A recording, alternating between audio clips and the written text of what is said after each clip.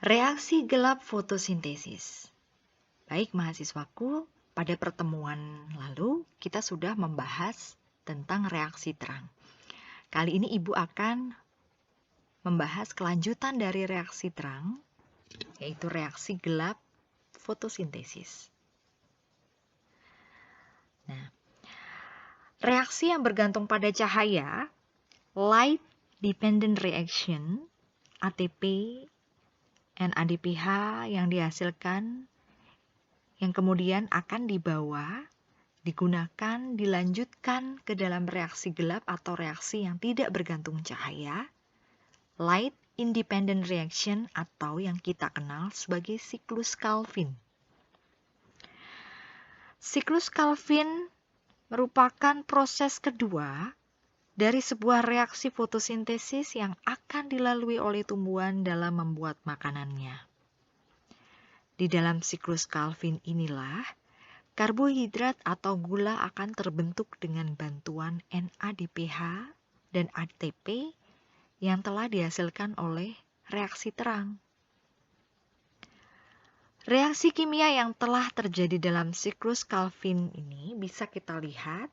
Ibu sudah mencantumkan di dalam slide, ada 3CO2 plus 9 ATP plus 6 NADPH plus 6H plus menjadi C3H6O3 fosfat plus 9 ADP plus 8Pi plus 6 NADP plus 3H2O. Jadi, Ibu sudah menampilkan gambar dari siklus Calvin atau reaksi gelap fotosintesis yang sudah Ibu besarkan. Apabila kalian amati, ada 3 fase dalam siklus Calvin. Yang pertama adalah fase karbon fiksasi atau fiksasi karbon. Fase kedua yaitu reduksi. Fase ketiga regeneration of ribulase atau ribulose regenerasi. Kita mulai dari fase pertama terlebih dahulu, yaitu fiksasi karbon. Apabila kalian amati, fiksasi karbon itu dimulai dari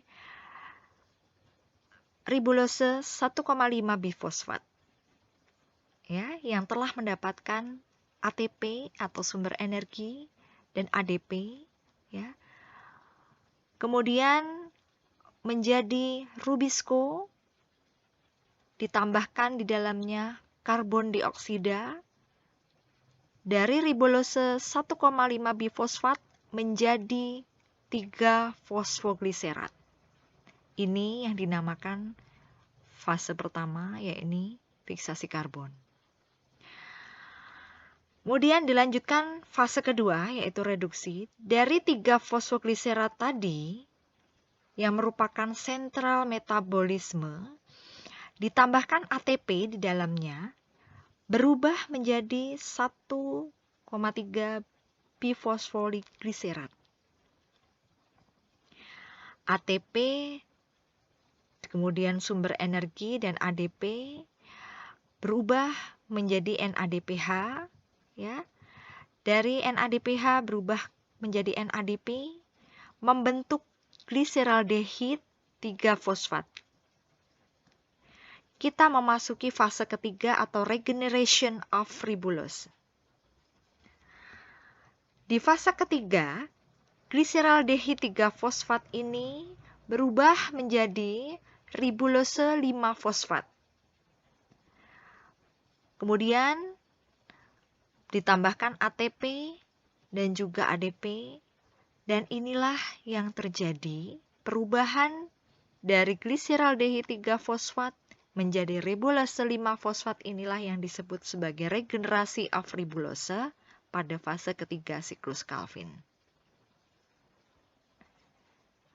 Itulah mahasiswaku, reaksi gelap fotosintesis atau yang kita kenal sebagai siklus Calvin.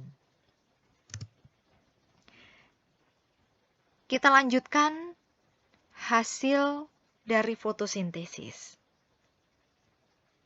Hasil dari fotosintesis yaitu meliputi hasil utama, yaitu amilum makanan, sedangkan hasil keduanya adalah oksigen. Kemampuan tumbuhan hijau dapat membuat makanannya sendiri, lalu disebut organisme atau makhluk hidup autotrof, karena dia bisa memasak atau memproduksi makanannya sendiri. Rumus fotosintesis yang sering kali kalian lihat, kalian amati mungkin pada saat SMA kalian temui, yaitu 12H2O plus 6CO2 plus cahaya menjadi C6H12O6 glukosa plus 6O2 plus 6H2O.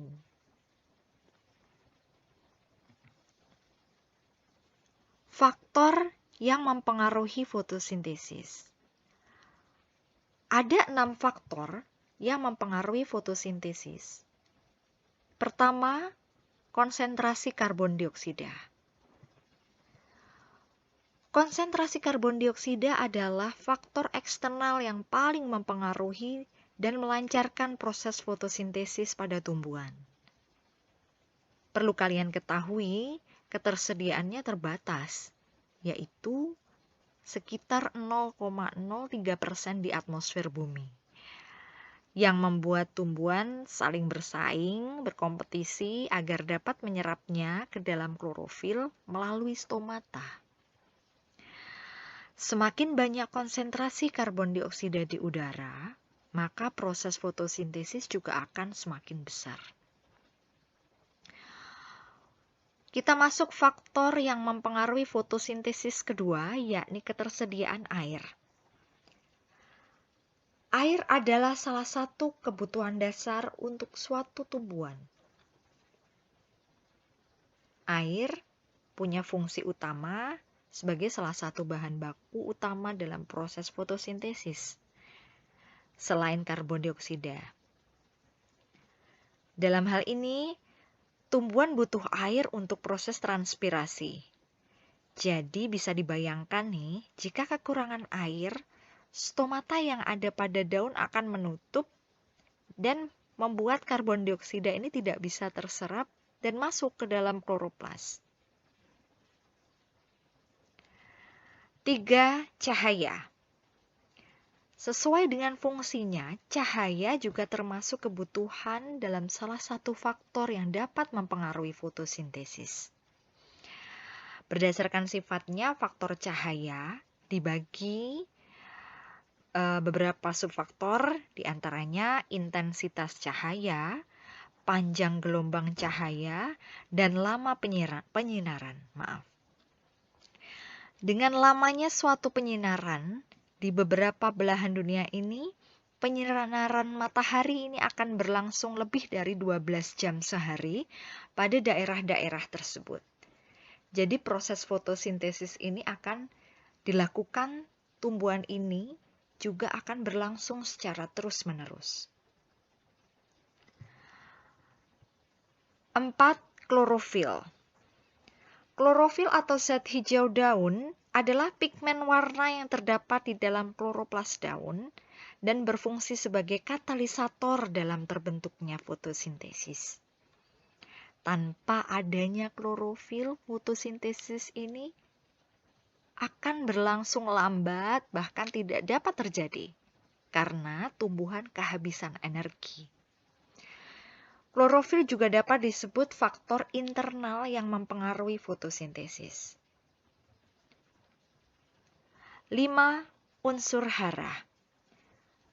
Unsur hara yaitu suatu sumber nutrisi utama yang dibutuhkan oleh tumbuhan dalam melakukan metabolisme.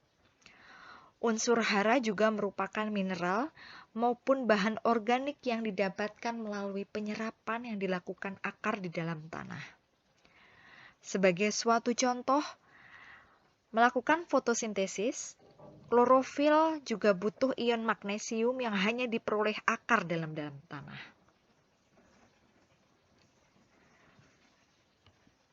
6. Suhu. Suhu udara menjadi faktor yang dapat mempengaruhi proses fotosintesis. Suhu